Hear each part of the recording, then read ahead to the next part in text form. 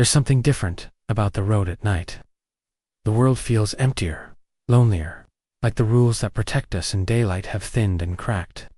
The silence out there isn't peaceful. It's heavy, pressing, and it makes you notice things you'd normally ignore. The way the fog clings too long to the asphalt. The way headlights behind you seem to follow too closely, even when no car is there. The way a figure on the roadside is gone the moment you pass, as though it was never there at all. Drivers talk about things they can't explain. A child's laughter echoing across abandoned highways. A hitchhiker whose face seems wrong every time you glance in the mirror, or the sound of someone breathing in the back seat, even when you're driving alone. These stories don't come from movies, and they aren't just old ghost tales.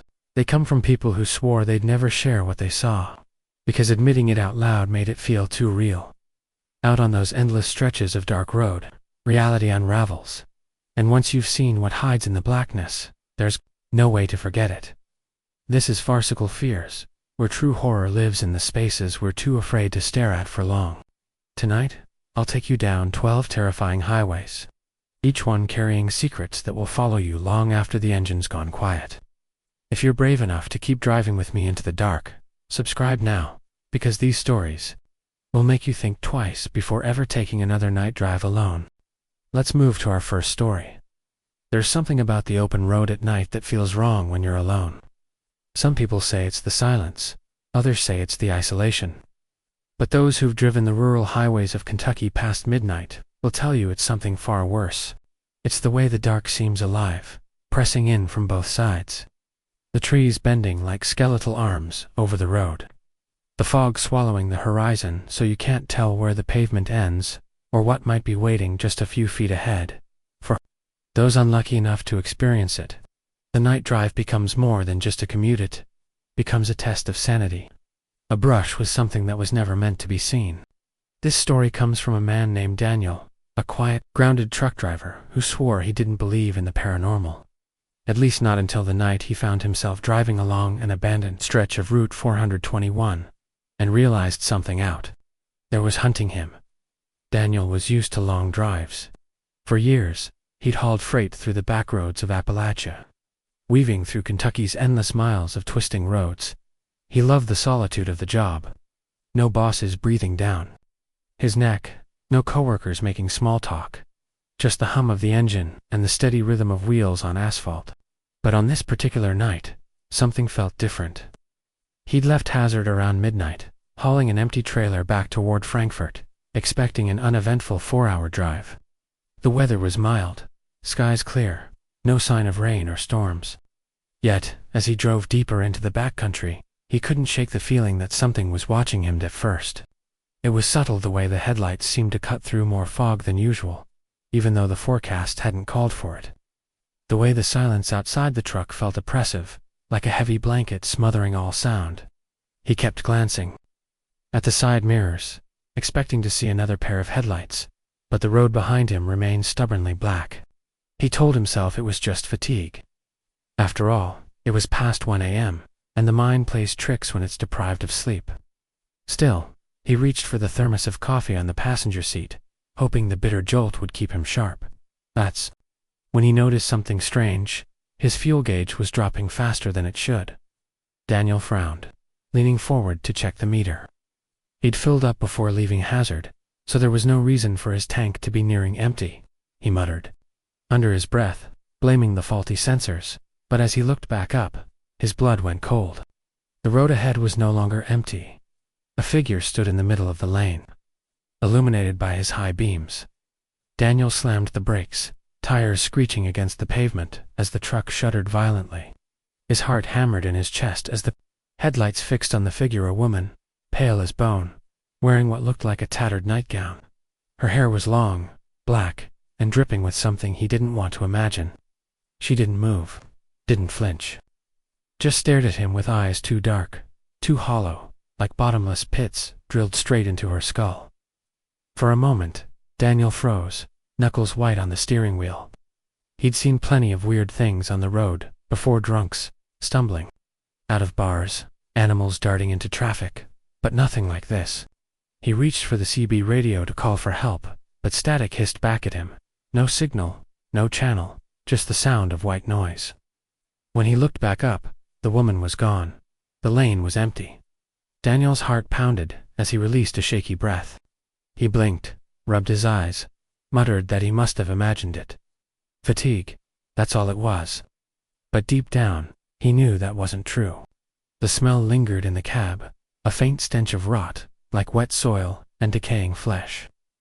He shifted the truck back into gear and pressed the gas, eager to put distance between himself and whatever he'd just seen. But as the truck rolled forward, his headlights illuminated something else: footprints. Bare, wet footprints stamped across the asphalt, trailing down the road in the same direction he was heading. Daniel's mouth went dry. He thought about turning around, but something in his gut told him that was impossible. That the road behind him wouldn't be the same if he tried. So he kept going, forcing himself to follow the empty highway. Even as the footprints seemed to stretch endlessly ahead, always just beyond the reach of his headlights. For miles, it was the same black road, fog swallowing the shoulders, and those damp, impossible tracks leading him deeper into nowhere. His skin prickled as he noticed something even worse. The prints weren't just barefoot, they were distorted. The toes were too long. The arch was twisted. And every so often, he could swear he saw claw marks dragging alongside them. By the time the clock hit 2 a.m., Daniel's nerves were shredded.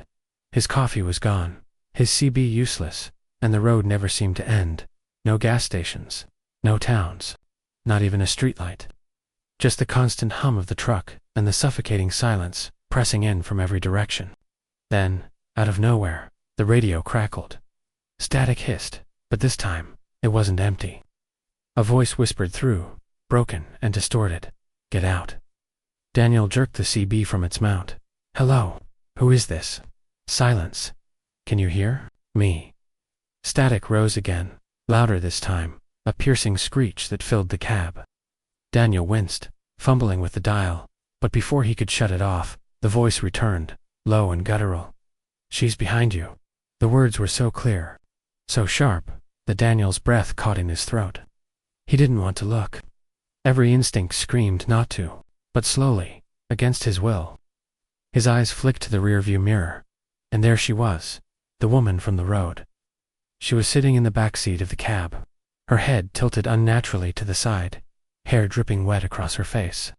Her lips twisted into a smile, too wide, too sharp, and her eyes those empty, cavernous pits locked on his in the mirror. Daniel screamed, slamming the brakes again. The truck lurched, tires squealing as the trailer fishtailed behind him. He whipped around, but the cab was empty. No one was there. Only the lingering smell of decay, and the faint sound of something wet dripping onto the floorboards. His hands trembled as he gripped the wheel, his entire body shaking with terror. He wanted to abandon the truck, to run into the woods, but some primal fear told him that would be worse. That whatever this thing was, it wanted him off the road. So he did the only thing he could: kept driving. But the road was no longer familiar. The trees pressed closer, their branches arching overhead like a cage. The fog thickened until it felt like he was submerged in it, headlights useless against the endless white.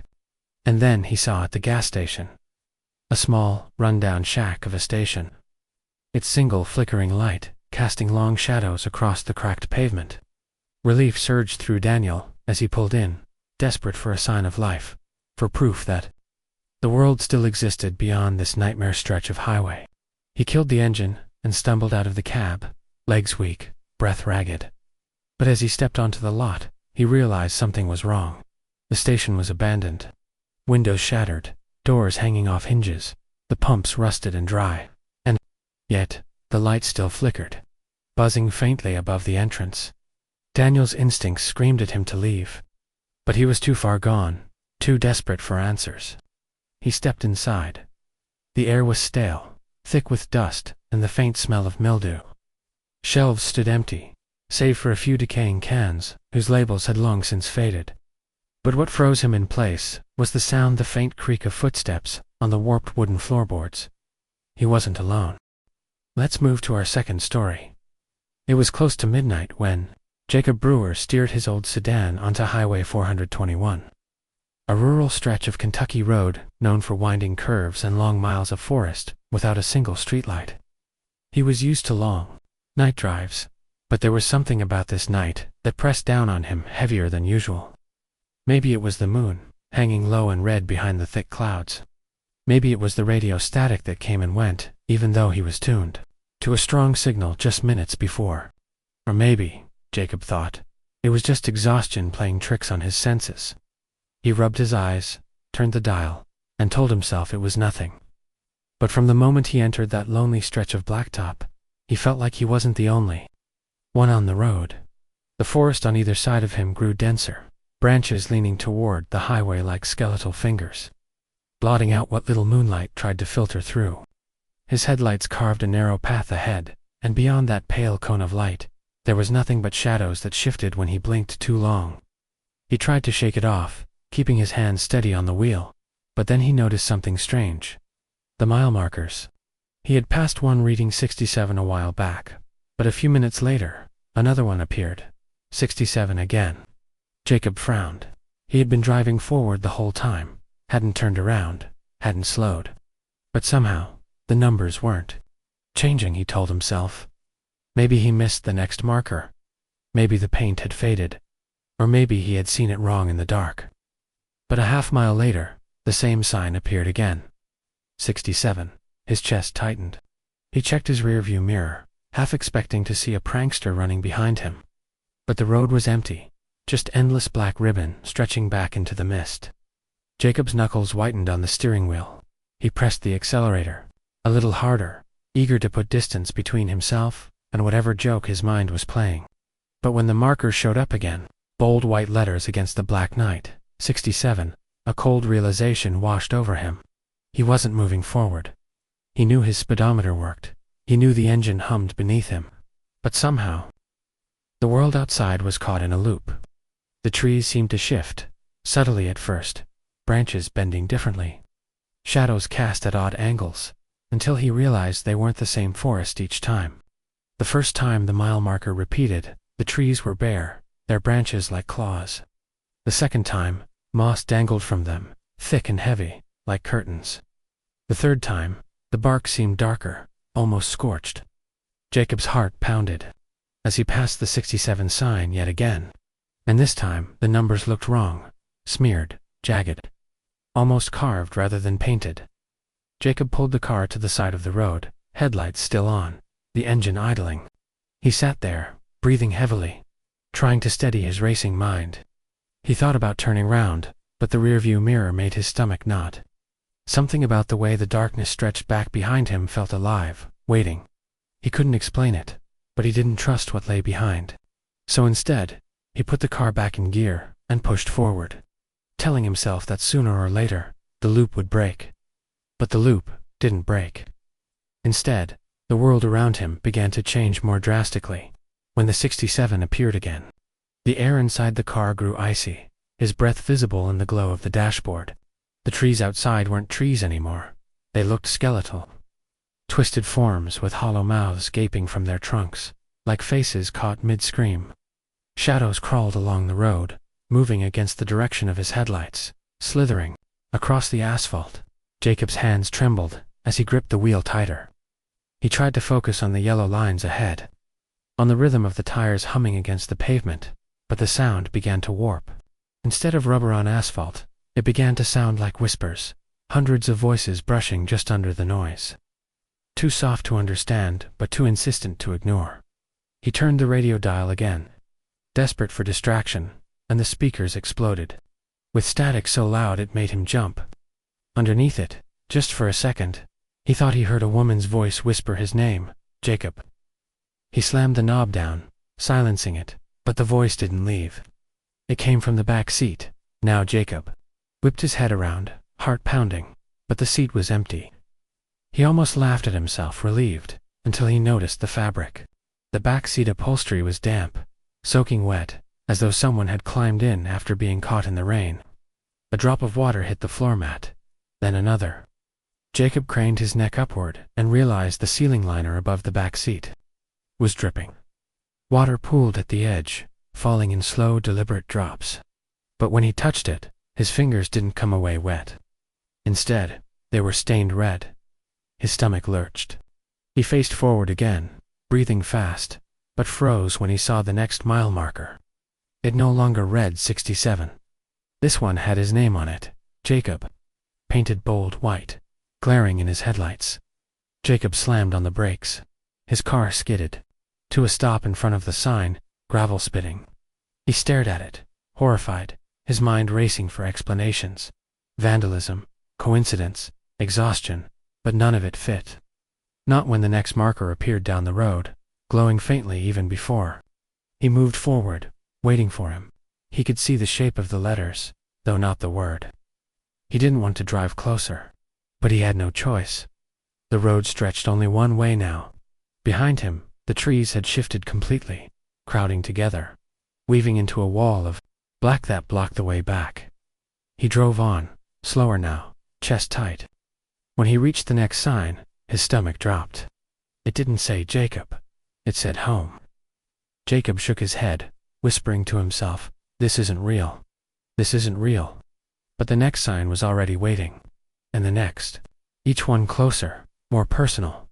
Messages that felt like they were written just for him. "We know you belong. Come closer."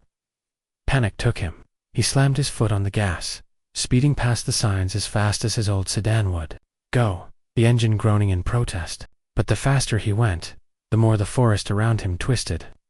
The faces in the trees became clearer, more human, their mouths wide open, as though screaming, but no sound came out. The whispers grew louder, overlapping until his own thoughts drowned. And then he saw her, a figure in the road. He swerved hard, tires shrieking. But when the car skidded to a stop, she was standing right in front of him, a woman, drenched in water, her hair hanging in clumps across her face. Her dress clung to her skin, shredded at the hem, and her bare feet dripped red onto the asphalt. Jacob's body froze. His instincts screamed to reverse, to get away. But when he looked into her face through the strands of wet hair, he saw nothing. No eyes, no mouth, just smooth skin stretched where features should be. Jacob screamed, fumbling with the gear shift, but before he could move, the figure was gone. In her place stood another sign. This one was blank, but as his headlights burned against it, words began to appear, as though written in condensation. Almost there. He didn't remember driving after that. All he remembered was the feeling of being pulled forward. The road no longer his to control, his hands gripping the wheel, but useless against the unseen force guiding him. The trees leaned closer, their faces pressed against the glass, watching. The air inside the car grew suffocating, thick with the smell of rot and stagnant water. His vision blurred, his breath came in gasps, and the whispers turned into screams. And just when he thought he couldn't take it anymore, the forest ended. The car burst out into open space, onto a stretch of road he didn't recognize. The sky was clear, the moon pale and high, and the mile marker finally changed. 68. Jacob laughed, a broken hysterical sound, but it died in his throat when he saw what lay ahead. Parked in the middle of the road was another car. His car. Same dent in the bumper, same cracked taillight. And slumped over the wheel inside was himself, eyes wide open, mouth stretched in a silent scream.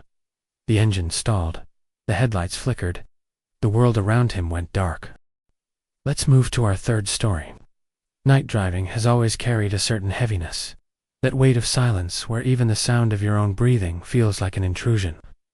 But for Claire, what she experienced one lonely winter night in 1998 would forever mark her relationship with the road. To this day, she swears what she encountered was not just some trick of her imagination, not some tired hallucination brought on by endless hours behind the wheel. Instead, it was something much darker, something that wanted her off that road and out of that world entirely. Claire was a college student at the time, returning home for the holidays after her semester in Michigan. The drive stretched across states, a blur of highways and dimly lit exits, but she'd grown used to it. That night, though, the world seemed emptier than usual. Snow fell softly across the windshield, muting the glow of the yellow lines and swallowing the horizon into a shapeless void. The radio had fizzled out miles back, leaving only static, and the silence pressing in made her jaw tighten. There were no other headlights in sight, no taillights ahead, just her, the car, and the soft hiss of tires against frozen asphalt. She remembered glancing at the dashboard. Clock, 12:43 a.m., just past midnight. That dead hour, when the body craves rest and the mind starts to wander. She'd been gripping the steering wheel tighter than necessary, not from fear, but from a kind of instinctive alertness, as if her body knew what her mind hadn't caught, up to yet that something was wrong. The first sign was the gas station. She saw its glowing lights emerge through the falling snow, and relief washed over her. Finally somewhere to stop, maybe grab coffee, stretch her legs. The sign above the canopy flickered weakly, the word fuel burned into the night, half the letters gone. She pulled in slowly, noticing the pumps were old, far older than what you'd expect in the late 90s. Their paint chipped and metal rusting. The place felt abandoned, yet the lights were on, humming dimly. Claire parked, shut off her car, and stepped into the cold. Her boots crunched over icy slush as she made her way to the station door. She expected the familiar jingle of bells or the rush of warm air, but when she pushed the door open, nothing greeted her. The air inside was stale, heavy, and still. Rows of shelves sat mostly empty, dust layering over cans of food and bottles of soda. The buzzing fluorescent lights flickered overhead, casting uneven shadows across the aisles. "Hello," she called, her voice echoing strangely. Silence. She hesitated, stepping further inside. The counter sat at the far end, a register resting crookedly on its base. Behind it, a corkboard cluttered with yellowed papers and missing person flyers curled at the edges. One flyer in particular caught her eye. It looked newer than the rest, though the photo was badly grainy. A young woman with long hair, smiling awkwardly into the camera. Underneath, the words, "Missing since December 3rd, 1998. Claire froze. It was the exact date she was driving. Her stomach tightened, but before she could move, a sound broke the silence. A soft hum, almost like a lullaby, coming from one of the aisles. The tune was faint, the notes slightly off-key, but there was no mistaking it. Someone was there. "Hello." She tried again, louder now. The humming stopped. Her heart thudded painfully in her chest as she turned toward the sound. For a moment, everything was still. Then, at the far end of the aisle, a figure emerged. It was a man, or at least shaped like one. He was tall, his body draped in a long black coat, the hood pulled low over his head. His hands dangled at his sides, pale against the dark fabric, the skin almost too white, like wax, and though his face was hidden, she swore his eyes burned faintly from beneath the hood, catching the flicker of the overhead lights. Claire backed up, nearly tripping over her own feet. "I'm sorry," thought she stammered. But her words died in her throat. The man didn't speak. He didn't move. He only stood there watching her, the air around him heavy with a silence so sharp it made her ears ring. Then, slowly, he tilted his head, the motion unnatural, too sharp. Like a puppet tugged by strings, Claire turned and ran. The door was only a few feet away, but in the split second, it took her to reach it. The humming began again, this time, louder, distorted, echoing inside her head, as though the sound wasn't coming from outside at all, but from within her own skull. She yanked open the door and stumbled into the snow, her boots slipping on the ice as she sprinted to her car. She didn't dare look back, but she swore she heard the door creak open behind her. She dove into the driver's seat, jammed the keys into the ignition, and twisted. The engine groaned but didn't start. Panic clawed up her throat as she tried again, the hum still rising in her ears. And then through the frosted windshield, she saw him. The man stood by the pumps now, his head still cocked unnaturally, the faint glow of those buried eyes locked on her. Snow swirled violently around his figure, as though drawn to him, erasing everything else in the world until it was only the two of them. On the third try, the engine roared to life. Claire slammed the gearshift into reverse and tore out of the lot, her tires spitting slush as she sped back onto the highway. The lights of the gas station vanished into the storm behind her, swallowed as though they'd never existed. But the humming didn't stop. It lingered in her ears, faint but steady, no matter how far she drove. She turned the radio dial frantically, searching for any noise to drown it out, but every station was the same static, laced with that same broken tune. She pounded the steering wheel, her eyes blurring with tears, until finally she forced herself to breathe, to focus. The road stretched ahead, endless and empty. Mile after mile of white snow and black sky. By 3 a.m., exhaustion clawed at her, but she didn't dare stop. Every shadow on the roadside looked like him. Every flicker of light in her mirrors made her heart lurch. And then, just as she convinced herself she'd imagined it all, her headlights caught movement up ahead. A figure stood on the shoulder of the road, tall, hooded, perfectly still. Claire's blood froze. She swerved into the opposite lane, speeding past, but as she did, she saw his head tilt again in that same unnatural way, his hidden gaze following her.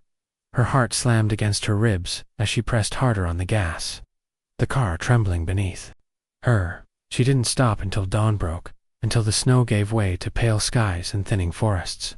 Only then did the humming fade, replaced by the empty hiss of static.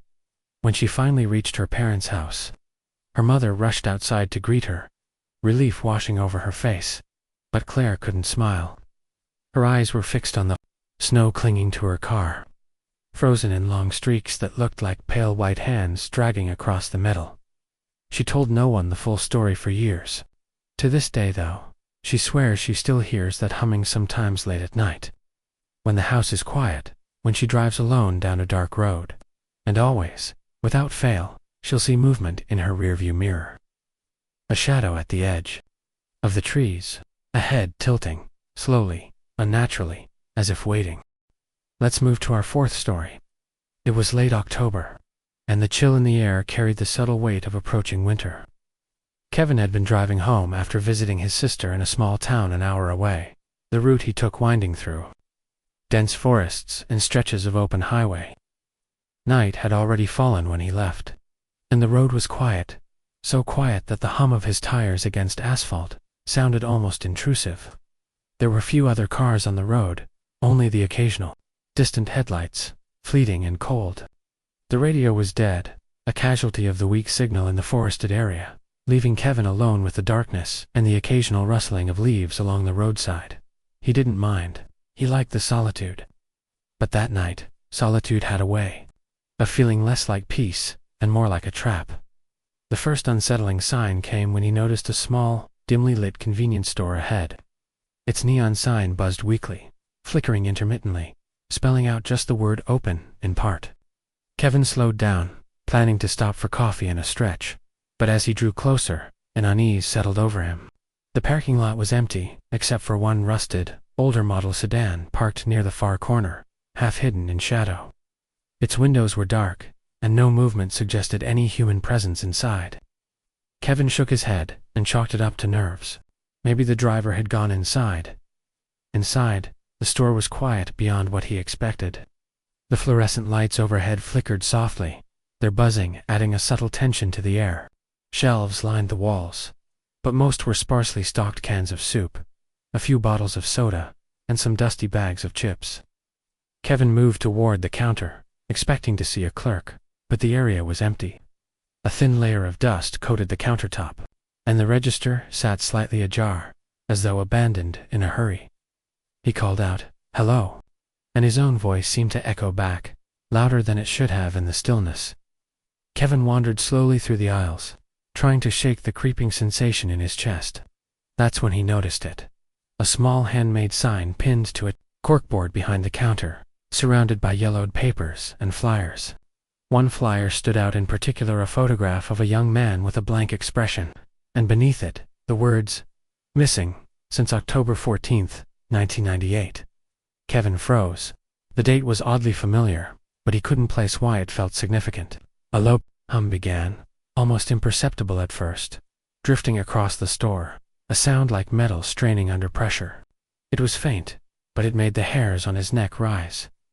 He turned toward the hum, expecting to see a source, but the aisles were empty. Yet, the sound seemed to follow him, rising in pitch and intensity as he moved. Kevin's instinct told him to leave, but curiosity, and a deep unease that was almost magnetic, kept him rooted. From the corner of his eye, He saw movement, subtle but deliberate. He spun around, heart hammering, and there, at the end of the aisle, stood a figure. A man, tall and thin, dressed in a long black coat that seemed too heavy for the mild autumn night outside. His hood was drawn low, hiding his face, but Kevin swore he saw something glowing faintly beneath it, two small, ember-like points of light that seemed to pierce the dim interior. "Who's there?" Kevin's voice cracked. No response. The figure didn't move, didn't speak. It only stood, perfectly still, tilting its head in that same unnatural, almost puppet-like motion. Panic surged, and Kevin took a step back, his foot catching on. "A crate," he stumbled, barely keeping his balance, and the humming grew louder, more insistent. It was no longer a background noise, it was pressing into his skull, vibrating through his very bones. Without thinking, he bolted toward the door. The figure didn't follow, but Kevin could feel its gaze on him, heavy and suffocating. The sense of being watched almost physical. He pushed through the door, the cold night air biting at his skin, and stumbled back to his car. The sedan in the parking lot was gone, as though it had never been there. Kevin's hands trembled as he fumbled with the keys, finally getting the engine to roar to life. He didn't look back as he sped onto the highway, the blinking neon sign fading into the darkness behind him. The drive felt endless.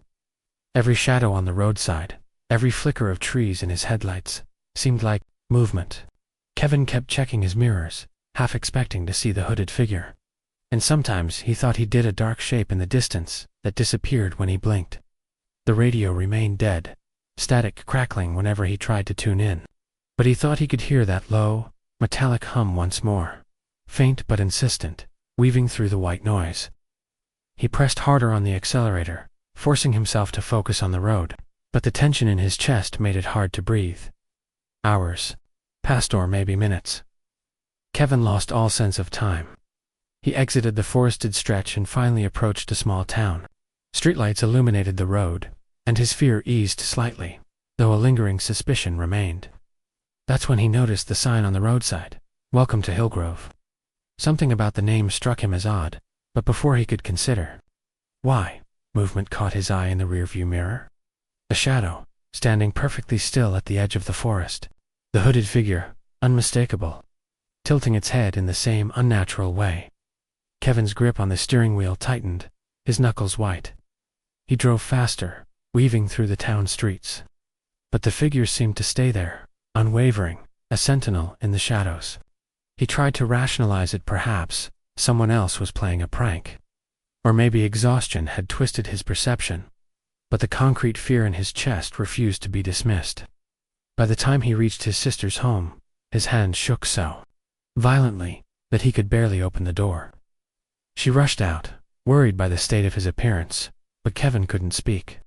His mind replayed every detail: the flyer, the hum, the eyes beneath the hood, the unyielding gaze that had followed him for miles. He stayed at his sister's house that night, but sleep was impossible. Every creak of the floorboards, every gust of wind against the windows, seemed like a continuation of the terror he'd left on the highway. The hum replayed in his mind, persistent and distorted, echoing in the corners of his consciousness.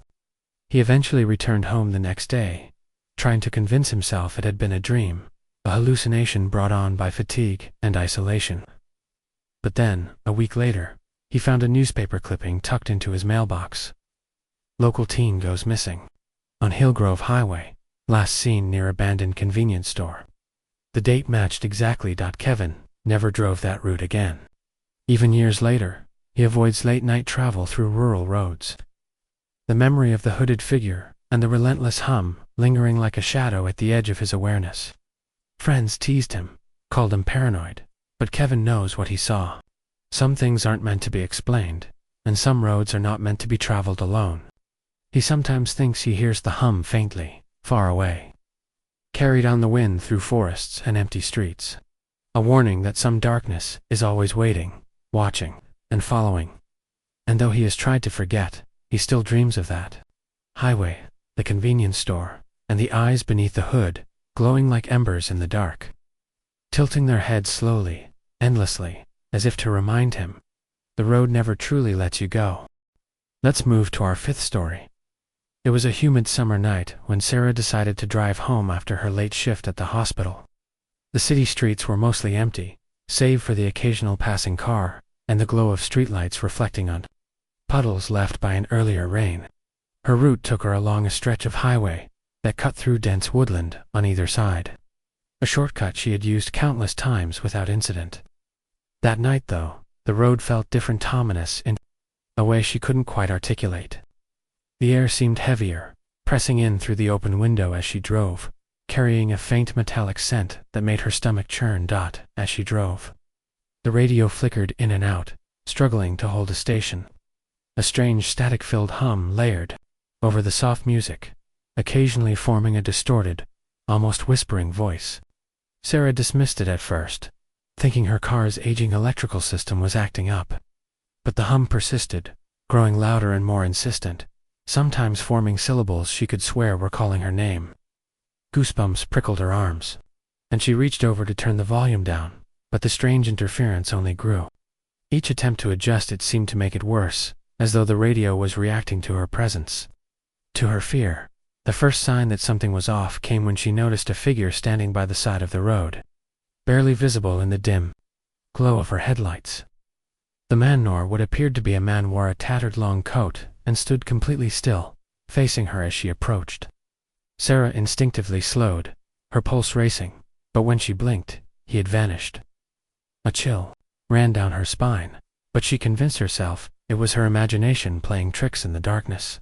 Still, unease gnawed at her as she pressed the accelerator, eager to put the stretch of forest behind her as she drove further. The hum returned, this time clearer, with a rhythm that seemed almost deliberate. It was coming from all directions, at once echoing inside her skull, rather than from the speakers of the car. Her hands gripped the wheel tighter, knuckles white, eyes darting between the road ahead and the rearview mirror. That was when she saw it. A shadowy figure in the reflection, standing impossibly tall in the back seat. Her breath caught in her throat. She spun around, but the seat was empty, the leather smooth and undisturbed. Yet the sense of being watched remained, suffocating. A tangible pressure against her chest. Panic started to take root as Sarah's mind raced. She tried to rationalize it: exhaustion, overwork, the stress of long shifts. Yet every instinct screamed that what she saw wasn't a hallucination. The radio static formed into a warped melody, each note like a dagger of sound drilling into her ears. She wanted to scream, but no words would come out. Her headlights caught fleeting glimpses of movement in the tree-line shapes flitting between. The shadows, never fully emerging, always just at the edge of perception. Each time she looked, they were gone, leaving only the hum to remind her they had been there. She considered pulling over, to regroup, to take a breath, but the thought terrified her. What if it followed her out of the car? What if stopping only made her more vulnerable? She kept driving, heart hammering, eyes glued to the road, yet aware that the shadow in the rearview mirror was still there, unnerving in its silence. Minutes or hours, she wasn't sure, passed like this. A tense eternity of flickering lights, hums, and unseen eyes tracking her every move. The highway eventually gave way to a quieter stretch, the forest thinning into a suburban area. Sarah's relief was short-lived. In the distance, she saw another figure, this one at a streetlight, motionless, head tilted unnaturally to the side. As she approached, she caught the faintest glint of something reflecting in the moonlight's eyes, or the shine of metal. She forced herself not to look directly, fearing the answer, and kept driving.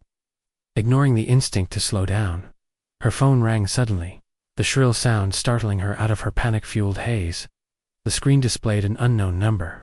Hesitant, but desperate for distraction, she answered. A distorted voice whispered her name, elongated and warped, sending a jolt of terror straight to her core. She hung up immediately, but the sense of presence did not diminish. In the mirror, she could still see shadows stretching unnaturally across the back seat. And for a fleeting moment, she thought she saw hands pressed against the glass from inside, the vehicle reaching toward her. Sarah's car crested a hill, the town's lights spreading out below, a promise of safety. But the hill brought another horrifying sight. At the edge of the road, partially hidden in darkness, a series of figures emerged from the tree line. They didn't move toward her, yet their eyes were fixed on her, glowing faintly like coals in the night. She pressed the accelerator harder, the tires skidding on damp pavement as adrenaline surged through her veins. The hum from the radio merged with a chorus of whispers, forming a cacophony of sound that threatened to drive her mad. Finally, she reached her apartment complex, slamming the car into a parking space with shaking hands. She stayed inside the car for several minutes, gathering the courage to unlock the door, refusing to look into the mirrors. When she finally stepped inside, the hum faded, replaced by the dull buzz of fluorescent lights and the faint hum of the refrigerator. She told herself she was safe, that the forest and the figures were behind her. But safety was an illusion. That night, and many nights after, Sarah couldn't escape the hum. It would return in the quiet moments, late at night. As she walked through her apartment, or while driving down familiar city streets. Occasionally, she caught fleeting reflections in glass, in mirrors, or car windows. The tall, shadowy figures. The glint of eyes in darkness, the head tilted unnaturally, as if they were still watching. Months later, news reports circulated about several disappearances along that same stretch of highway. Drivers were missing, their cars found abandoned with the doors locked from the inside, engines still running. Sarah's hands shook as she recognized some of the victims' photos. They had been last seen near the tree line where she had encountered the shadows, on nights when the radio hummed a similar distorted melody. A chill ran through her. She realized she had been lucky if only by a narrow thread, but luck was no comfort against the knowledge that the shadows remained, patient and waiting for the next traveler, alone in the night, to this day. Sarah avoids night driving, taking longer routes that keep her away from stretches of isolated forest and empty highways. Yet, even in broad daylight, she sometimes feels the pressure at the edge of her vision, senses movement in the shadows, or hears the faintest hum that seems to emanate from nowhere. Friends and coworkers dismiss it as paranoia, a product of stress or overactive imagination. But she knows the truth. The highway is alive in ways most cannot perceive, and some presences do not rest, watching endlessly. Tilting their heads in patient silence, Sarah never shared the full story with anyone. Talking about it seemed to invite the attention she had fought so hard to escape. But the memory and the hum never left. Some nights, she dreams she is behind the wheel again. The shadows emerging from the trees, the distorted whispers calling her name. And each time, she wakes with the same knot of fear in her chest, a stark reminder that some roads are not meant to be traveled alone, and some presences are patient enough to wait for eternity. Let's move to our sixth story. It was a rainy November night when Michael set out on the long drive home from his night shift at the local fire station. The streets of the city were slick with water, reflecting the harsh glare of streetlights, and the steady rhythm of windshield wipers kept time with the patter of rain. He preferred this time of night for driving. The roads were empty, and the world felt quieter, almost serene. But that night, serenity had a way of twisting into something far more sinister. From the moment he left the station, a sense of unease settled over him, subtle at first, like the soft vibration of the earth before a distant storm. Michael's route took him along the outskirts of town, a stretch of highway that cut through industrial warehouses and thick patches of overgrown woodland. The highway was mostly deserted, save for the occasional truck whose headlights disappeared as quickly as they appeared. As he drove, the radio flickered in and out, trying to catch a station, but only static emerged, laced with a faint, distorted melody that seemed almost familiar, yet wholly wrong. Michael shook his head and turned the dial, but every station was the same, static punctuated by whispers that seemed to echo inside his skull rather than through the speakers. The first real sign that something was off came when he noticed a car parked on the shoulder, its hazard lights flashing weakly in the rain. As he drew closer, he saw that the vehicle was empty, the driver's side door slightly ajar, as if someone had left in a hurry. The hairs on the back of his neck prickled. Michael slowed, debating whether to stop or simply drive past, but instinctively, he felt compelled to pull over. His boots squelched against the wet pavement as he exited his car, the cold rain soaking through his jacket. The highway was otherwise silent, save for the rhythmic tapping of water against metal. He approached the abandoned car, cautiously. No one was inside, but there was a small, crumpled piece of paper on the passenger seat. Michael picked it up, and his eyes widened in shock. It was a hastily scribbled note. "Do not look back, they follow." The handwriting was messy, smeared by rain, but the warning was unmistakable. Heart racing, he stuffed the note into his pocket and hurried back to his car. Shaking his head, trying to convince himself it was a prank or some bizarre coincidence. Once inside, he started the engine and cautiously merged back onto the highway. But as he drove, he began to notice strange shadows moving along the roadside. Shapes flitted between trees, always at the edge of his vision, vanishing whenever he tried to look directly. Michael's pulse quickened.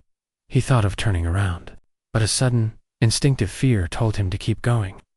That's when the whispers returned, louder this time, forming distorted fragments of words. "Michael, you can't escape." His blood ran cold. The voice was unmistakably real, intimate, and terrifyingly familiar. Trying to rationalize the situation, Michael focused on the road, scanning for signs of other cars or people, but the highway was completely empty. Rain-slicked streets stretched endlessly ahead, reflecting the glow of his headlights in shimmering streaks. The distorted static in the radio seemed to pulse in rhythm with his heartbeat. He dared a glance in the rearview mirror, and froze. A dark figure was standing in the middle of the road behind him, impossibly tall, draped in a wet black coat. Its face was hidden, but two faintly glowing eyes pierced through the darkness, tracking him with unnatural precision. Michael slammed on the accelerator, swerving to avoid the figure. But the road seemed endless, bending in unnatural ways. Every turn revealed the figure still there, always at the same distance, always watching. Panic clawed at his chest. He tried honking the horn, flashing the headlights, but the figure didn't move it, simply waited, tilting its head in a motion that defied normal anatomy. The whispers grew into a chorus, repeating his name, distorted and overlapping, echoing inside his skull. Hours or what felt like hours passed in this relentless chase. The highway twisted into stretches of thick forest, the rain intensifying and shadows lengthening unnaturally. Michael's mind was on the brink of collapse. Each time he thought he had escaped, glimpses of the figure appeared in reflective surfaces. A puddle, a broken side mirror, the faint shimmer of wet leaves. Even as he rationalized that he was imagining things, every instinct screamed the opposite. The presence was real, patient, and inexorably closing in. Eventually, the highway opened into a small town, its dim streetlights casting weak pools of illumination over the wet asphalt. Michael's relief was fleeting. On a deserted street, another figure emerged from the darkness, identical to the one that had pursued him. It stood silently, head tilted, eyes glowing faintly. Michael's breathing became shallow, his grip on the steering wheel tightening. He realized that stopping was no longer an option. To stop meant surrender. The final stretch of his drive was a desperate blur. Michael maneuvered through winding streets, tires skidding on wet pavement, the figure always visible in peripheral vision, always just a step behind. He considered leaving the car and running, but the figures never pursued. On foot they waited, patient, feeding off fear, forcing him to remain trapped inside the vehicle. The rain continued to fall, a steady percussion that mixed with the distorted whispers, forming a nightmare soundtrack that would haunt him forever. When Michael finally reached the safety of his home, he leaped from the car, slamming the door. Behind him, for a moment, the figures were gone. But as he collapsed onto the couch, exhausted, the whispers lingered faintly, just at the edge of hearing. Shadows in the corners of his room seemed to twitch and move as if alive. Sleep did not come easily that night, nor any night after. Michael began to notice subtle, inexplicably, phenomena at the hum of distorted radio static when he was alone. Fleeting reflections in windows of shapes that weren't there. The sensation of being watched, even in well-lit rooms. Weeks later, news reports circulated about a series of disappearances along the stretch of highway he had traveled. Vehicles abandoned in the rain, interiors untouched, but drivers nowhere to be found. Michael's chest tightened as he read the accounts, recognizing the road and recalling every terrifying detail. He understood that he had been spared only because he had arrived home alive, but survival offered little comfort. He had glimpsed the persistent, patient entities that haunted the night, and he knew they were still out there, waiting for others to wander alone on the highway. Over time, Michael developed rituals to minimize encounters. He avoided night driving entirely, installed additional locks and security measures at home, and never answered calls from unknown numbers. Yet, despite all precautions, he could never fully escape the memory. The tall, shadowy figures, the distorted whispers, the unnatural tilting of their heads, and the inexorable presence that had followed him relentlessly along the rain-soaked highway. Occasionally, in the quiet moments of the night, he still hears the faint, warped melody, a chilling reminder that some forces are patient, and the road never truly releases its prey. Michael never shared the full story with anyone. Talking about it seemed to invite attention, an invitation he refused to extend. Yet he carries the memory, vivid and unrelenting, of the night that the highway became a corridor of terror, and of the entities that linger just out of reach, tilting their heads, waiting for the next soul to wander alone in the darkness. Let's move to our 7th story. It was a cold, foggy night in late October when Daniel set out on the long drive back to his hometown after a business trip. The highways were nearly empty, the mist rising from the asphalt in ghostly wisps that glimmered in the dim glow of his headlights. He preferred driving alone at night, the solitude helping him think, letting him sort through the stress and fatigue of the day. But that night, the fog seemed to press in closer, curling around the car as if it were alive, swallowing the road behind him and erasing the horizon ahead. A chill ran down his spine, though he told himself it was just the autumn air seeping through the edges of the car window. The first sign that something was off came when he noticed a road sign flickering in the fog, a small, abandoned turnoff that he didn't recall seeing on his usual route. Curious, he slowed, peering through the mist. The turnoff led to a narrow, winding road, cutting into dense woodland. Daniel hesitated, but an inexplicable pull drew him forward, an unnameable instinct whispering that he should follow. The road was overgrown, in places, branches scraping against the car as he cautiously drove further into the fog. The mist thickened, muting the glow of his headlights and making the woods seem infinite, alive with shadows that slithered just beyond sight. As he drove, Daniel began hearing soft noises, at first indistinct, barely audible over the hum of the engine. A faint scratching, like nails against wood, echoed from the trees on either side. He told himself it was wildlife, maybe deer or raccoons, but the sound didn't match any animal he knew. It was deliberate, rhythmic, as though something or someone was moving in time with him. His pulse quickened, and he gripped the wheel tighter, eyes straining to pierce the fog. Searching for the source of the sound, a sudden movement caught his attention. A figure standing at the edge of the road. Daniel slammed on the brakes, the tires skidding slightly on wet leaves and dirt. The figure was tall, thin, draped in a long dark coat, and eerily still. Its head was tilted unnaturally to one side, and though he could not make out the face, he swore its eyes glowed faintly, reflecting his headlights with a malevolent intelligence. Daniel's breath caught, panic rising, but when he blinked, the figure was gone, vanished into the fog. Shaking, he pressed the accelerator, forcing himself to move. But the sense of being watched lingered, thick and suffocating. The fog seemed to twist around the road, bending the path in ways that made it feel endless. Daniel checked his phone, hoping for GPS confirmation, but the screen was blank, flickering with static. Even the radio refused to cooperate, choked with distorted noise, fragments of voices speaking his name in warped, unrecognizable tones.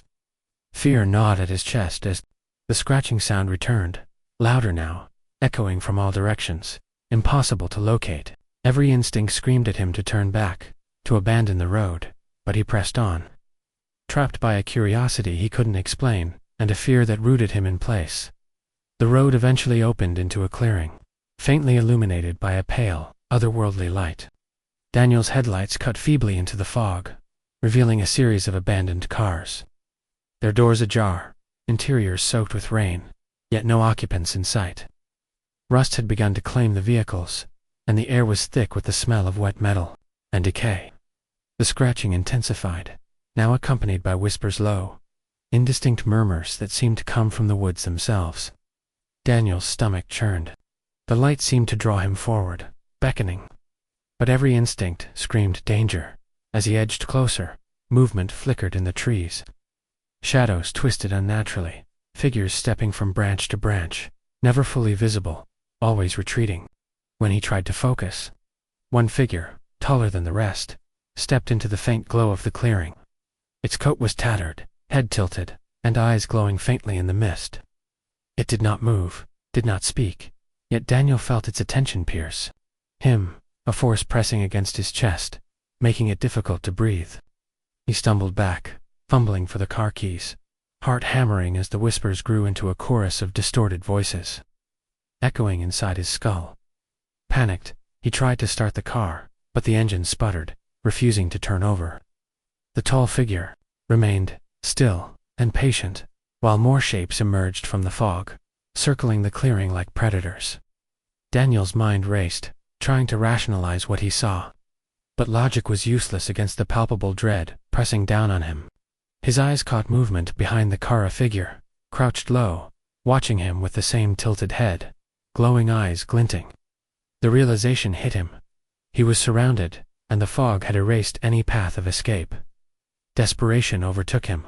Daniel threw open the car door and ran toward the tree line, hoping to lose himself among the trees. Branches clawed at his jacket, rain soaking through his clothes. But the whispers followed him, and shadows moved with him, always keeping pace. Every glance over his shoulder confirmed the truth. The figures did not need to move, they existed. In the fog itself, bending reality, stalking him with patience that spanned eternity.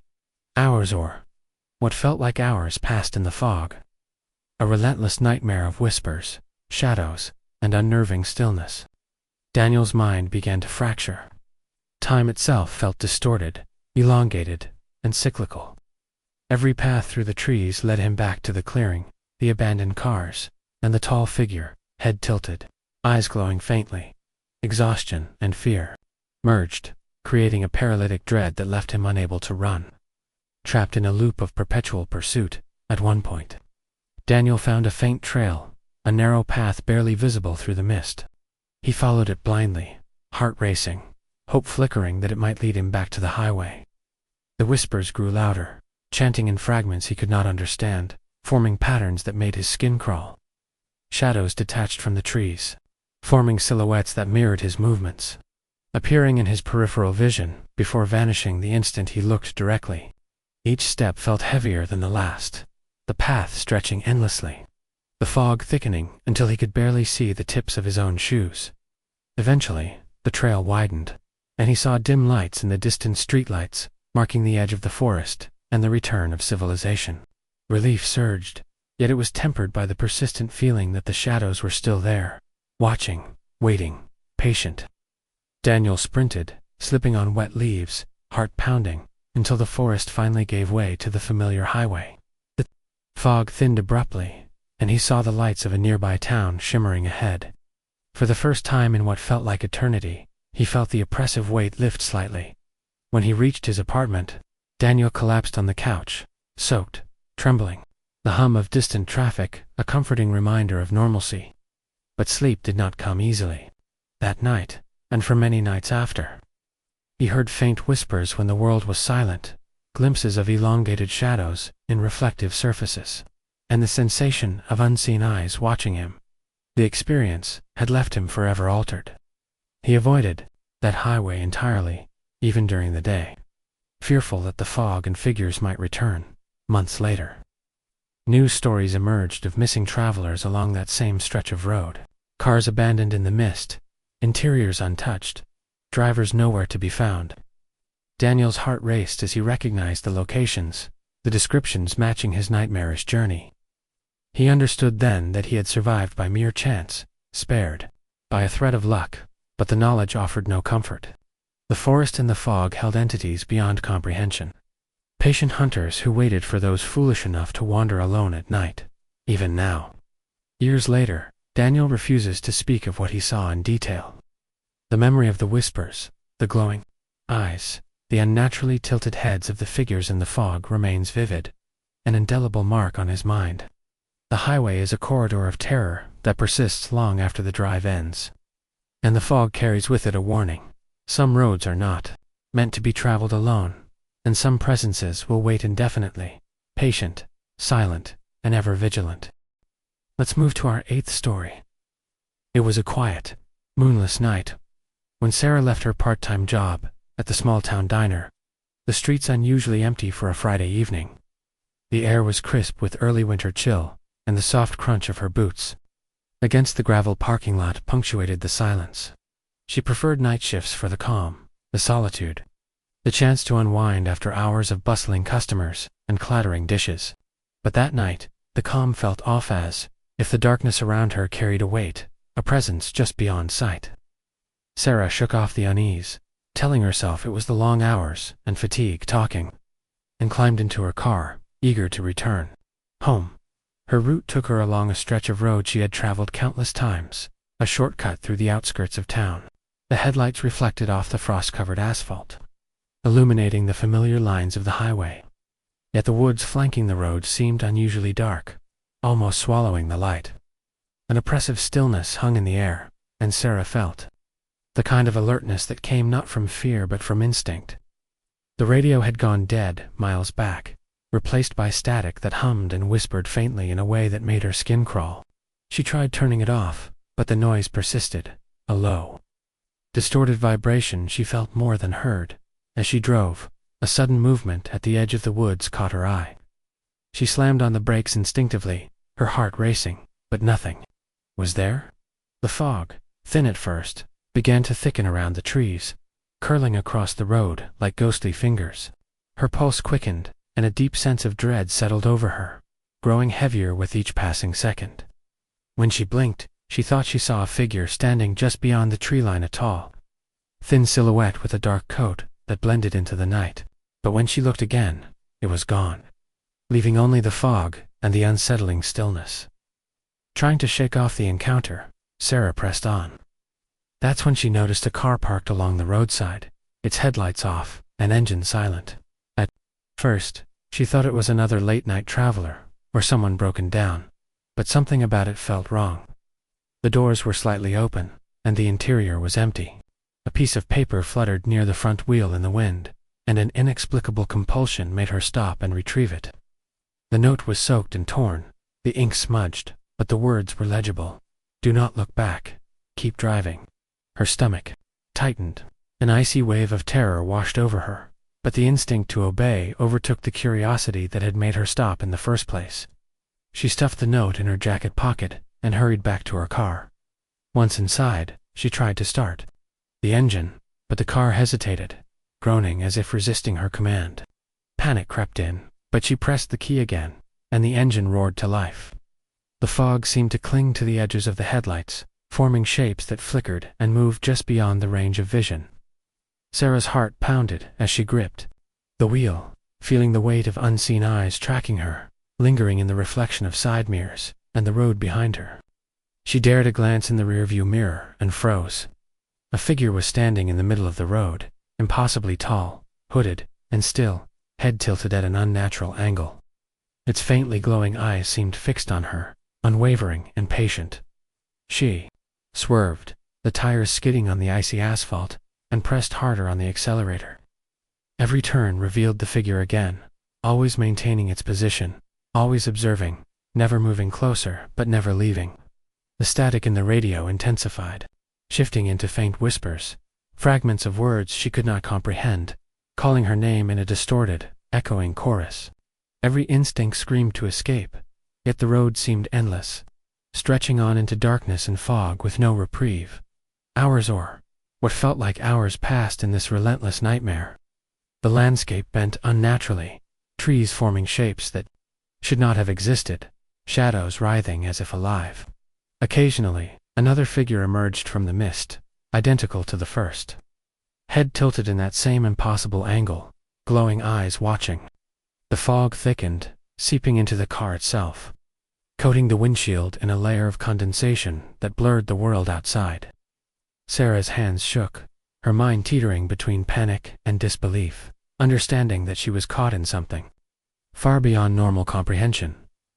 At one point, she found herself approaching a familiar intersection point where the highway met the old town road.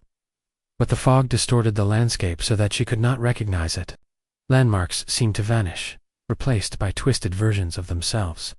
The figures did not need to move. They simply appeared wherever she looked, always maintaining the same distance, tilting their heads, observing. Sarah realized with dawning horror that no matter where she turned, no matter how fast she drove, the figures were patient and unrelenting, existing outside the normal rules of space and time. Desperation overtook her. She tried to abandon the car, thinking she could run into the woods, but the figures did not pursue on foot, they waited, shadows bending around them, forcing her to remain trapped inside. The whispers grew louder, forming incoherent chants, pressing into her mind until the boundary between reality and hallucination blurred. Every reflection, every puddle, every glint of streetlight revealed movement just beyond comprehension. She could feel the figures feeding on her fear, their presence both oppressive and silent, patient and eternal. Eventually, the fog began to thin, revealing faint lights of the town ahead. Sarah's relief was brief, as the figures seemed to retreat only slightly, melting back into the mist, but never disappearing entirely. She sped toward the town, heart hammering, hands slick on the steering wheel, the whispers lingering in her ears long after the fog had cleared. When she finally reached the familiar streets, the normal sights of houses and street lamps were a welcome relief, but the sense of being followed persisted. Even in daylight, she noticed shadows moving unnaturally at the edges of vision, figures appearing briefly in reflections before vanishing at home. She locked doors, drew curtains, and attempted sleep, yet the memory haunted her. Every night, faint whispers reached her ears, and she occasionally glimpsed the tilt of a head outside her window, or a shadow that moved too deliberately. She avoided driving alone at night, steering clear of roads where the fog could form and shadows could gather. But the memory of that night remained indelible, the relentless pursuit, the figures with their unnatural posture, the distorted whispers pressing against her mind. Weeks later, news of missing travelers along the same stretch of road appeared in local reports. Cars abandoned in fog, interiors untouched, drivers vanished. Sarah's pulse would quicken whenever she read those accounts. Recognizing the locations, understanding that her narrow escape had been an extraordinary stroke of luck, she realized the entities she had encountered were patient, eternal, waiting for those who wandered alone into the fog, and the road was a corridor that could trap anyone foolish enough to travel it at night. Even years afterward, Sarah would sometimes hear the faint whispers when the house was silent, catch glimpses of shadows that tilted unnaturally, or sense the presence of unseen eyes tracking her. The memory of that night, the fog, the highway, the figures with glowing eyes, was a permanent scar on her mind.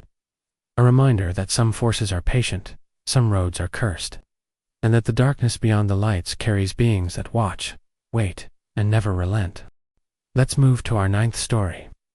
It was a late autumn evening when Mark decided to drive back home, after visiting his sister in a neighboring town. The sun had already disappeared behind the horizon, leaving the sky a deep, starless black, broken only by the dim glow of scattered streetlights. Mark preferred night drives. There was a quiet rhythm to the road at this hour, a solitude that allowed him to think and reflect. But that night, the familiar comfort of the drive was missing. The air felt unnaturally heavy, and the silence around him seemed to press closer with every mile, like an invisible hand tightening around his chest. The road stretched long and empty, flanked by thick forests on either side, the shadows cast by the trees twisting in ways that felt almost alive. Rain had begun to fall lightly, bouncing off the windshield in rhythmic patterns that made the wipers a hypnotic distraction. The radio had gone silent hours back, leaving only the sound of tires against wet asphalt. Mark tried to focus on the road, but a growing unease gnawed at him, a premonition that something was lurking just beyond his sight. He told himself it was fatigue, the product of a long day.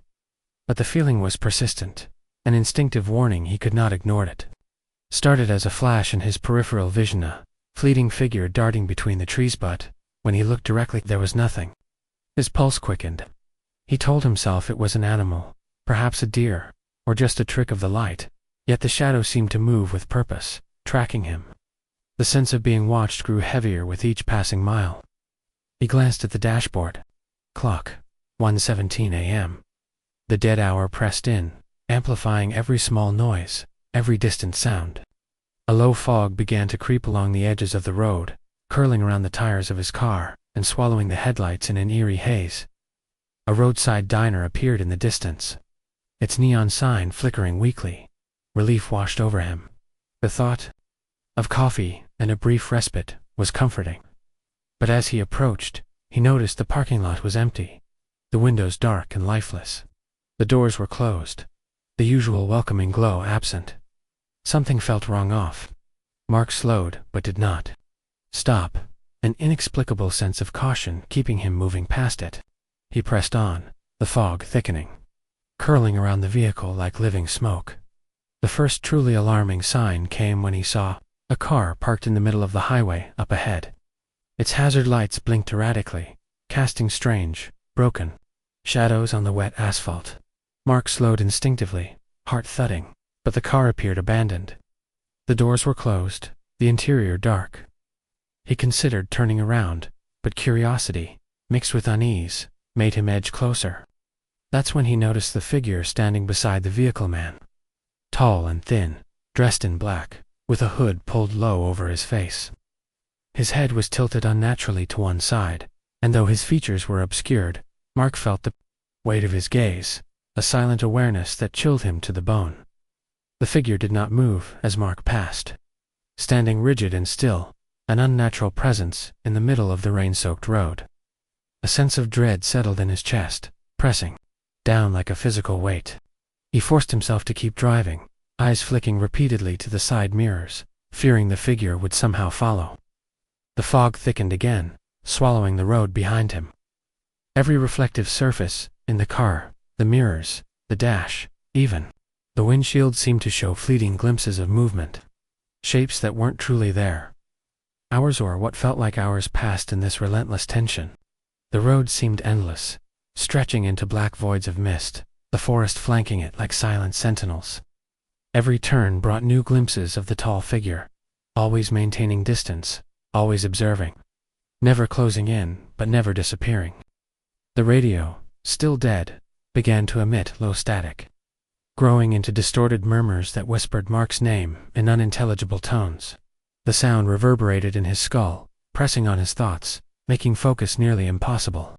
Panic and exhaustion clawed at him simultaneously, creating a paralyzing mix of fear and disbelief. At one point, the road opened into a clearing, faintly illuminated by a pale, unnatural light. Several abandoned cars were scattered across the area, doors ajar, interiors empty and soaked with rain. The smell of wet metal and decay hung in the air. Shadows shifted unnaturally among the vehicles, and Mark's heart hammered as he realized the tall figure was not alone. More silhouettes emerged from the fog, identical to the first, head tilted, still, and watching. He wanted to escape, but every instinct screamed that no matter which way he turned, the figures would remain patient and unrelenting. Desperation overtook him.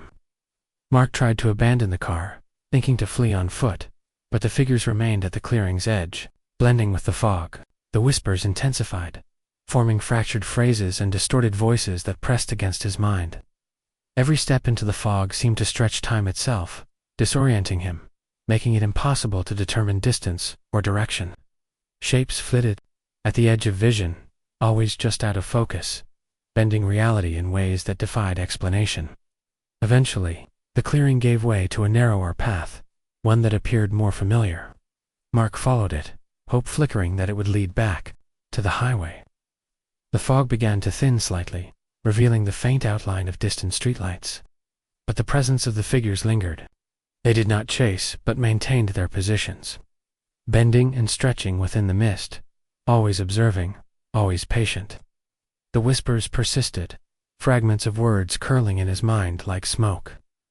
He realized then that this was not a place bound by normal rules. It existed outside time, outside reason, and those who entered it alone were vulnerable. Finally, the path opened back onto the main highway, normal lights and signs appearing in view.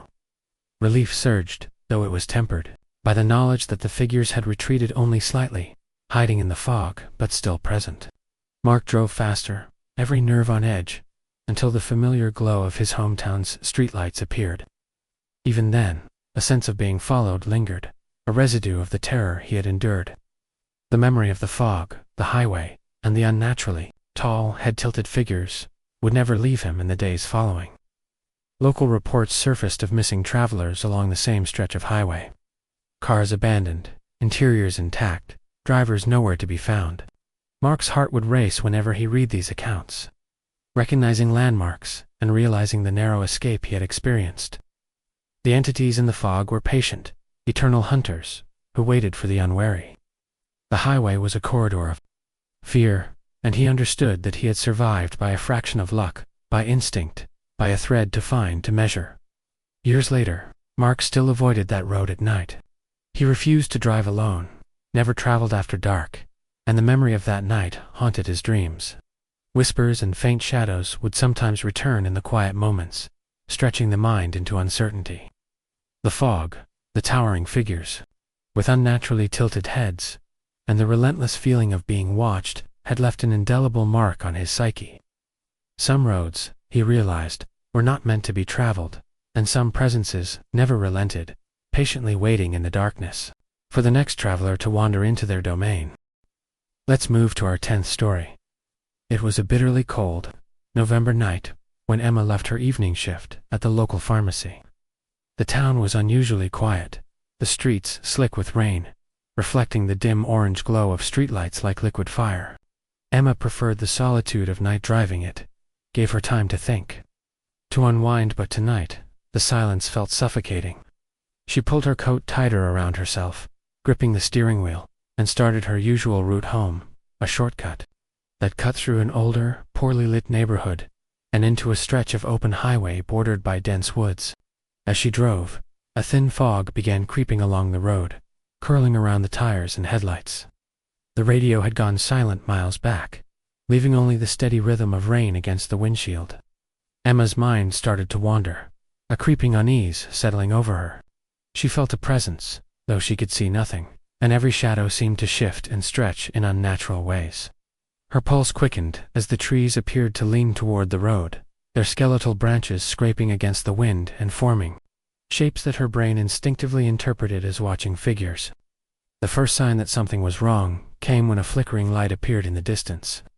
At first, she thought it was a street lamp, but as she approached, she realized it was a car parked oddly at the edge of the road, its hazard lights flashing intermittently. Emma slowed, but something in the way the vehicle sat, half hidden in the fog, triggered a primal sense of caution. She considered turning around, but the road was long and dark, and hesitation brought unease instead of safety. As she passed, she thought she saw a figure leaning against the car, too tall, too still, and head tilted unnaturally. Her heart raced as she forced herself to focus on driving. The fog thickened, making it difficult to see the lines of the road, and the rain fell harder, pounding against the roof and windshield. The eerie sense of being followed grew, and when she glanced in her rearview mirror, she caught a fleeting glimpse of movement, tan, elongated shadow, gliding silently, always at the edge of visibility. Panic pressed in, but she kept driving, the road stretching endlessly ahead, as if the fog had absorbed the rest of the world. Then came the sound of faint, distorted humming. At first, Emma thought it was a radio station trying to break through the static, but as it grew louder, she realized it was coming from the fog itself.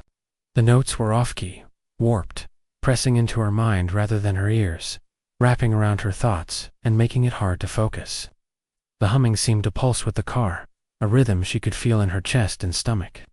She slammed her hand against the horn, hoping to break the sound, but it persisted, growing more oppressive with every mile. A sudden movement at the roadside made her swerve sharply. A figure had appeared, impossibly tall, draped in a long dark coat, who'd pulled low over its head, face entirely hidden. Its head tilted at an unnatural angle, and faint glowing eyes glimmered beneath the shadow of the hood. Emma's breath caught in her throat. She tried to accelerate past, but the figure remained in her headlights. A silent sentinel, patient and unmoving, yet impossible to ignore. Every instinct screamed to escape, but the road seemed to twist and stretch, bending reality so that no matter how fast she drove, she could not leave the fog behind. Hours, or what felt like hours, passed with the figure, always at the edge of her vision. Sometimes closer, sometimes further away, yet always tracking her.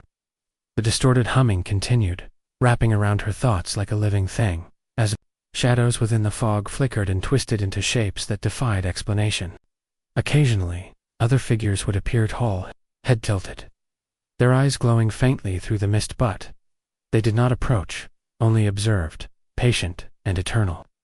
Emma's mind reeled, struggling to distinguish reality from hallucination. But the fear was undeniable, visceral, and unrelenting. At one point, the road opened slightly, revealing an abandoned gas station. Emma slowed instinctively, the thought of refuge tempting, but as she approached, the station appeared empty, derelict, lights flickering weakly, as if struggling to remain on. The pumps were rusted, the windows dark, and the wind carried an unsettling whisper that seemed to come from inside the building.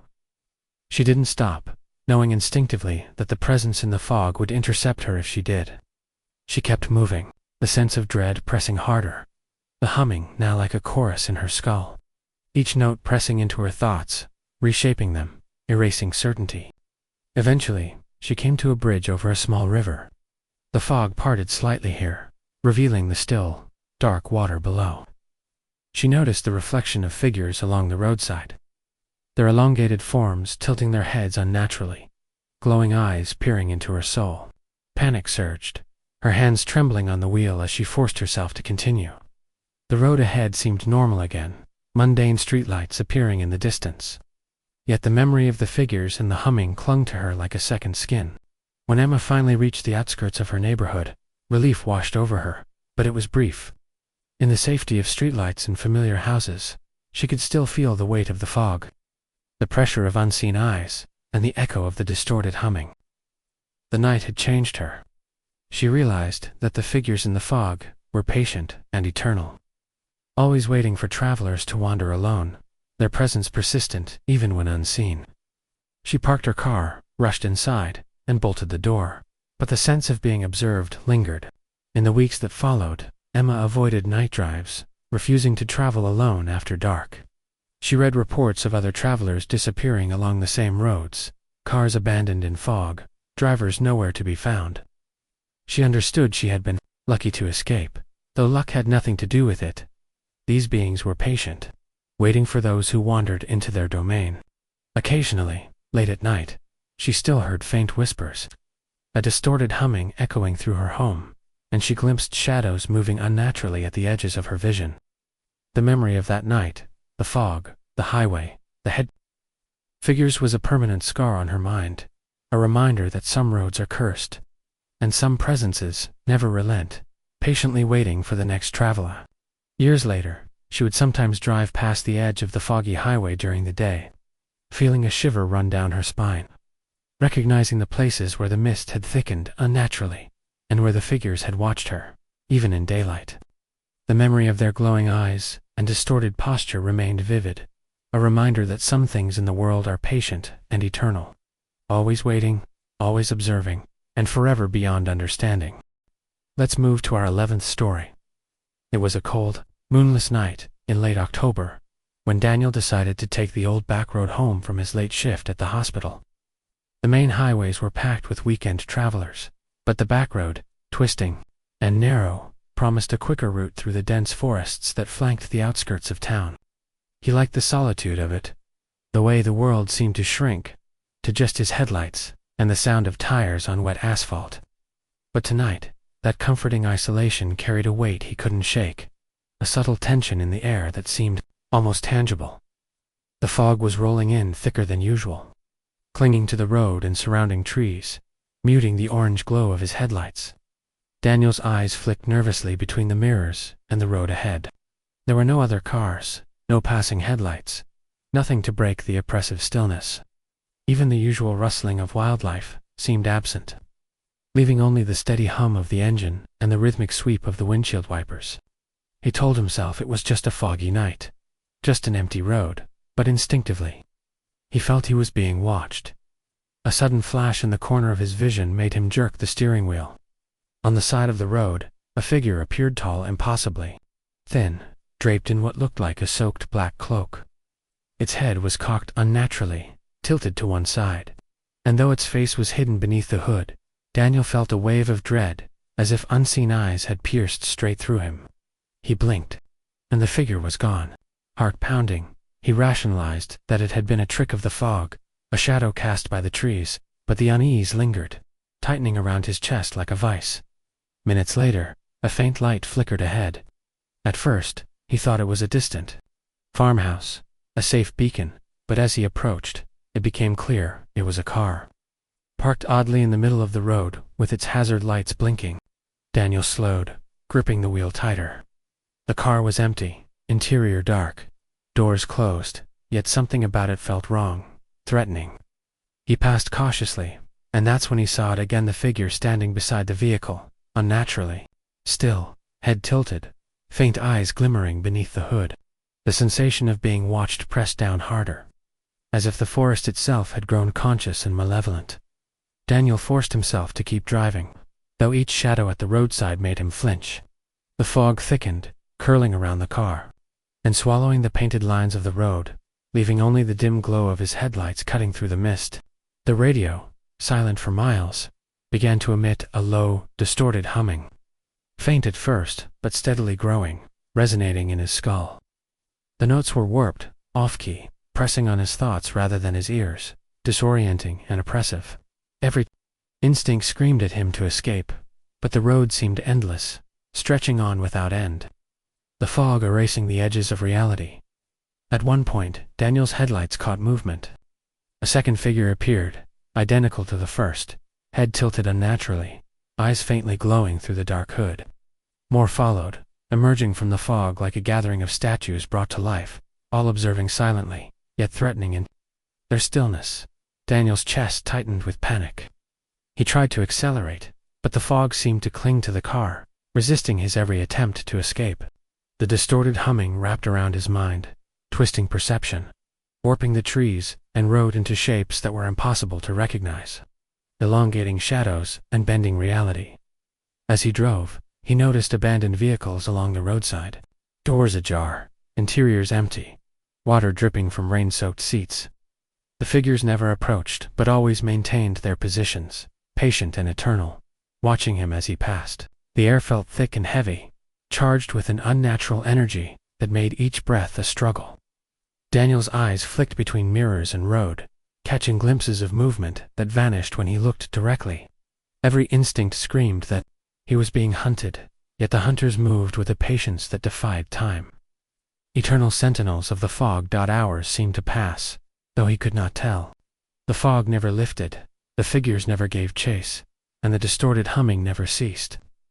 Daniel's mind began to fray, caught between fear and disbelief, unable to determine whether he was witnessing a supernatural phenomenon or succumbing to exhaustion and isolation. The highway twisted and turned endlessly, the trees leaning inward as though alive, whispering in voices he could not understand. Each glance to the mirrors confirmed their presence, head-tilted figures following, observing, patient. Eventually, a faint glimmer of normality appeared, the first signs of streetlights from the outskirts of town. Relief surged, but Daniel knew the escape was temporary. He could feel the lingering gaze of the fog-bound entities pressing on him even as the lights grew nearer. They did not pursue, but remained at the edges, waiting for the next traveler to enter their domain, eternal watchers of a world just beyond comprehension. His pulse gradually slowed, but the oppressive sense of being observed remained, a permanent scar on his psyche. When he finally reached the safety of home, he bolted the doors and locked the windows, heart still racing. Sleep did not come easily. In the following weeks he avoided that back road entirely, choosing longer, safer routes, and refusing to drive alone after dark. News reports surfaced of other drivers disappearing along the same foggy stretch. Cars abandoned and interiors soaked with rain, yet the drivers never found. Daniel understood that he had survived by a fraction of luck, a thin thread of fortune in a world patrolled by patient, relentless beings. Years later, he sometimes glimpsed the fog rolling across the fields near the highway in the early mornings, and the memory of head-tilted figures, glowing eyes, and the distorted humming returned with vivid intensity. The night of terror had left a permanent mark. He knew that the fog, the figures, and their patient observation were eternal. Travelers who ventured alone at night on that road were never truly alone, and the entities within the mist waited silently, always watching, always ready, an eternal nightmare bound to the dark, fog-shrouded highway. Let's move to our 12th story. It was a late winter evening when Sarah, a freelance photographer, decided to drive home after an assignment in the countryside. The roads were slick with ice, and the sky was a deep, bruised purple as the last light of sunset vanished behind distant hills. She had taken this route countless times, a quiet stretch that cut through thick woods and open fields. But tonight the familiar felt foreign, and an unshakable sense of unease settled over her as she merged onto the deserted road. Her headlights carved narrow paths through the darkness, reflecting off the frost-covered branches that leaned unnaturally close to the asphalt. The silence was absolute, broken only by the occasional crunch of tires on the icy road. Sarah's mind wandered, replaying conversations from the day, until a sudden movement in her peripheral vision made her freeze. Something stood at the edge of the trees, partially obscured by the shadows. A tall figure, draped in black, head tilted unnaturally. Unmoving, she blinked, and it seemed to vanish, yet the feeling of being watched lingered, prickling at the back of her neck. The air in the car grew heavy, as though the night itself were pressing against the windows. Pushing the fear aside, Sarah continued, telling herself it was her imagination, the long day and fatigue playing tricks on her mind. But the fog began to roll in, thick and quick, curling around the headlights and swallowing the familiar outlines of the road. The isolation deepened, each mile feeling longer than the last.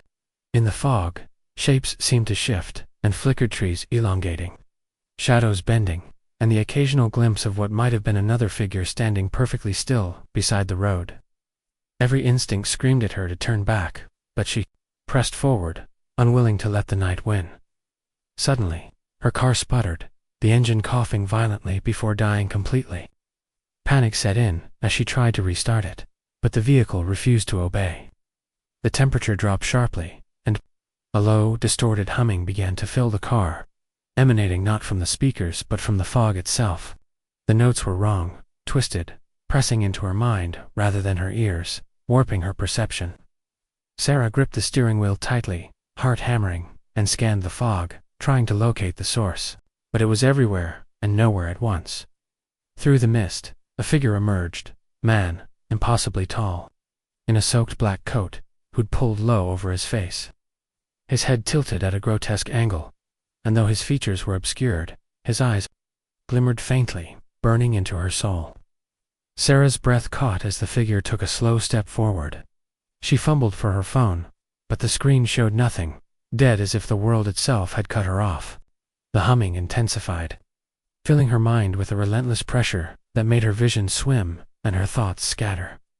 Then, more figures appeared, emerging silently from the fog, all moving with an impossible stillness, yet radiating a quiet, oppressive menace. Their head-tilted posture, faintly glowing eyes, and the unnatural way they seemed to lean toward her car created a sensation that her very reality was bending. Sarah pounded the dashboard, trying to break the trance of fear, her hands trembling uncontrollably. But the fog thickened around the car as if sealing her in a pocket of darkness.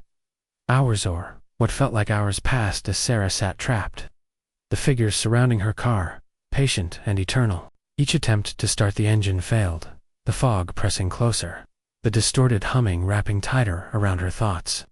She realized that these entities were not moving in normal space, but in some parallel, predatory rhythm, existing just beyond comprehension. They observed her, testing patience and fear, always watching, never intervening physically, but bending her perception with their presence alone. Eventually, with a combination of desperate force and trembling luck, Sarah managed to restart the car. She slammed the gear shift into drive and sped into the fog, the headlights cutting through the mist just enough to keep the road barely visible. The figures remained, standing silently, watching as she accelerated, yet they did not chase. It was as if her departure was simply a reset, the fog reclaiming the road and preparing for the next traveler to wander alone. The humming faded slowly, leaving only the distant, unsettling silence that had begun the night. When she finally reached the lights of town, relief washed over her, but it was fleeting. The weight of the fog, the memory of the head-tilted figures, and the oppressive hum lingered in her mind. Sleep did not come easily. Shadows in her apartment seemed to lean at unnatural angles, and faint echoes of the humming haunted her waking moments. She avoided night drives for months, never traveling alone on dark, foggy roads again. Reports of disappearances along that very stretch of road reached her ears later, confirming her suspicion that these encounters were not unique. Others had vanished, leaving only abandoned cars and stories too strange to tell. Years later, Sarah still feels the echo of that night whenever the fog rolls in. A chill crawling along her spine as her thoughts drift to the head-tilted figures and their patient, eternal observation. The memory is a permanent scar, a warning that some roads are more than they appear. Some darknesses are alive and conscious, and some presences are patient enough to wait for eternity. No amount of distance or light can erase them. They remain, just at the edge of perception, always watching, always waiting. A silent horror bound to the fog-shrouded highway. Even after moving to another town, Sarah could feel the presence of those figures. The foggy backroad was far behind her, yet their head-tilted forms and faintly glowing eyes seemed to follow her in glimpses of shadows and corners of her vision. Streetlights flickering, darkened alleyways, or even reflections in windows could trigger the old, familiar dread. She could hear the faint, warped humming in her mind at times, subtle but insistent, reminding her that the watchers were patient and eternal. Sleep became a fragile thing. Every creak in her apartment or rustle outside would make her jump, her eyes scanning for a shape that might never fully reveal itself. Friends tried to reassure her, calling it paranoia or stress, but Sarah knew better. The figures had left a mark, something that could not be erased. She had glimpsed beyond the veil of ordinary reality, into a domain where these entities observed patiently, silently, waiting for any lapse in attention. Even simple drives now carried tension. On quiet roads at night, she would instinctively glance at the tree line, expecting to see the familiar head-tilted posture, the faint glow of eyes just beyond the reach of headlights. Sometimes she swore she saw shadows moving in impossible ways, stretching or bending unnaturally, just like that night on the foggy back. Each encounter, whether real or imagined, reminded her that the watchers were not bound to the fog or the road. They were patient, eternal, and persistent, able to reach across distance and time. Sarah's life became defined by vigilance. She avoided long trips at night, always kept lights on, and rarely went out alone after sunset. Even years later, she could not escape the sensation of being observed. The distorted hum, faint but constant, lingered in her thoughts, a reminder of that winter night and the eternal presence that had claimed her attention. No matter where she went, the watchers waited, patient, silent, and eternal. A permanent scar etched into the edges of her reality.